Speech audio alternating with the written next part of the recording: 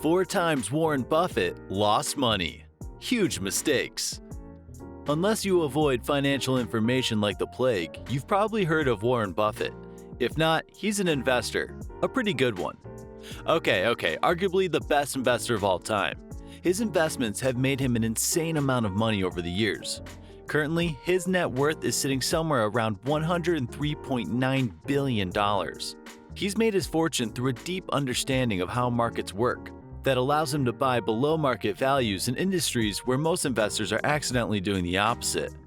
Right now, you're not interested in all the success though. We'll leave that for another Coach Stack video. Today, we'll be taking a look at some of the times Warren Buffett made some serious investment blunders. These times are few and far between. The man really is good when it comes to making profits. That only makes his mistakes more interesting though. Welcome back to Coach Stack, your secret weapon for improving yourself through business, investing, and personal growth. Be sure to hit that subscribe button and notification bell so you don't miss out on our next video. Alright, let's get into it. Dexters Shoes. In 1993, Warren Buffett was looking to get into the shoe game. After months of searching for a company to buy, he settled on Dexters Shoes, a mid-range shoe company from the state of Maine. Warren was pretty excited about the purchase. He offered to buy Dexters Shoes with 25,203 shares of Berkshire Hathaway, worth $433 million at the time. He gushed to Berkshire Hathaway shareholders about the possibility of $87 million in annual profits. He even made up a song, "There's no business like the shoe business." Unfortunately, no one else was this excited about Dexters Shoes. Almost immediately, the company began to see its profits drying up. They just couldn't compete with the prices of foreign shoe manufacturers, something that Warren didn't predict. By 1995, the company was only making $17 million a year. By 2001, Dexter was $42 million in the red. Warren doesn't give up easily though. He stuck with Dexter through his darkest days, and in 2002, the company merged to claw its way back to $24 million in profits. Now, you might be thinking $24 million in profit a year doesn't sound bad to me. It isn't, but Warren didn't buy Dexters Shoes with cash. He bought it by giving away 25,203 shares of Berkshire Hathaway, roughly 1.6% of the company. Today, those shares would be worth around $14 billion. That's quite a loss. Lubrizol. Question: when you hear the name Lubrizol, what do you think of? To me, it sounds like it would be sticky, slippery, maybe slimy. It's not something I would be excited about buying. According to the Lubrizol website, the company produces transportation-related fluids. That's a nice way of saying greases, grimes, oils, and lubricants. Apparently, in early 2011, Warren Buffett saw a lot of potential for growth in transportation-related fluids because he decided to purchase Lubrizol for $9.7 billion in cash. That was 25% of Berkshire Hathaway's cash pile at the time, so Warren definitely wasn't messing around. In his defense, most people were pretty optimistic about the purchase. Lubrizol had a lot of good things going for it. It was consistent, established, and best of all, boring. It was a boring company in a boring industry. Not many people are founding competing transportation-related fluid startups. Unfortunately, it pretty quickly became clear that this investment was going to be a mess.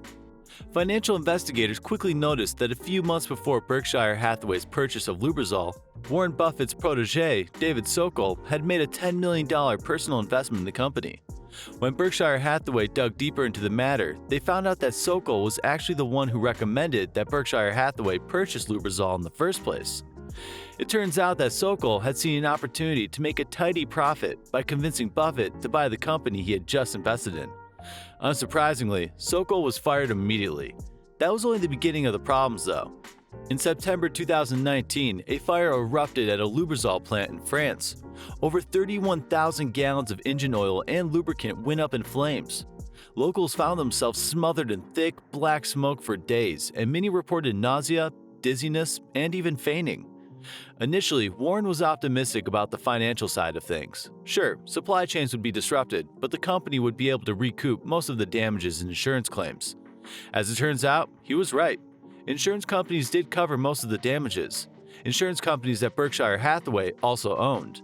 Yes, Buffett's holding company is so large that sometimes one of his portfolio companies is left with the bill when another one of his portfolio companies burns to the ground. The final nail in the coffin for Warren's foray into transportation-related liquids was Lubrizol's acquisition of Oil Solutions, a move that ended up costing Berkshire Hathaway $365 million in losses.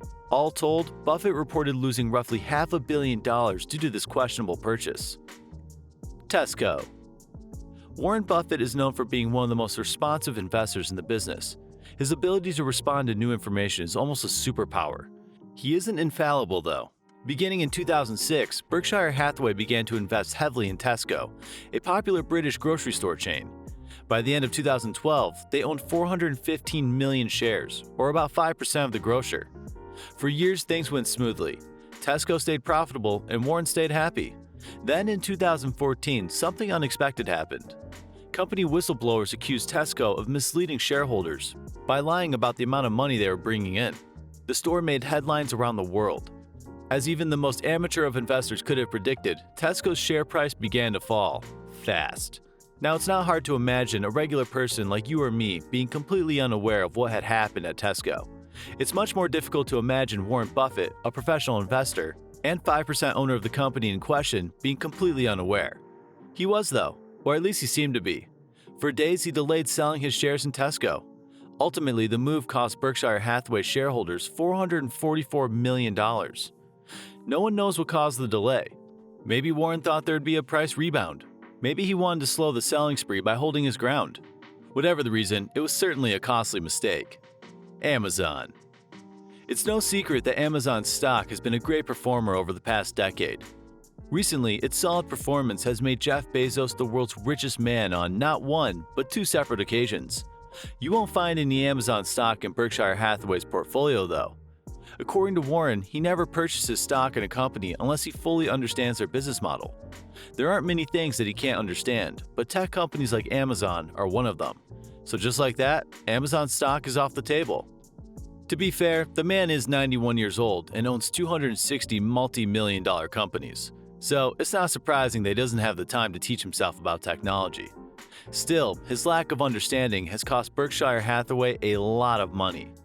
Way back in 1995, when Amazon was still a tiny online bookseller valued at $20 million, Warren Buffett was strongly encouraged to invest in it by his friend John Doerr. He refused, using the same line he uses today: "I don't get it." Let's take a minute and engage in a bit of pointless speculation, just for fun. Let's pretend that Buffett did decide to invest back in 1995. We'll keep this imaginary investment modest, say $1 million, or 5% of Amazon's $20 million valuation. Today, Amazon is valued at $1.7 trillion. Do you know what 5% of $1.7 trillion is? If you guessed an insane amount of money, you'd be correct. It's $85 billion. That's enough money to double Buffett's already ridiculous net worth. Missing a great investment is different from making a terrible one. Warren didn't lose any money as a result of this choice. He just lost out on money. Still, the amount of money he missed out on definitely makes his questionable decision worth mentioning. I guess the moral of the story is that it's sometimes worth learning new things.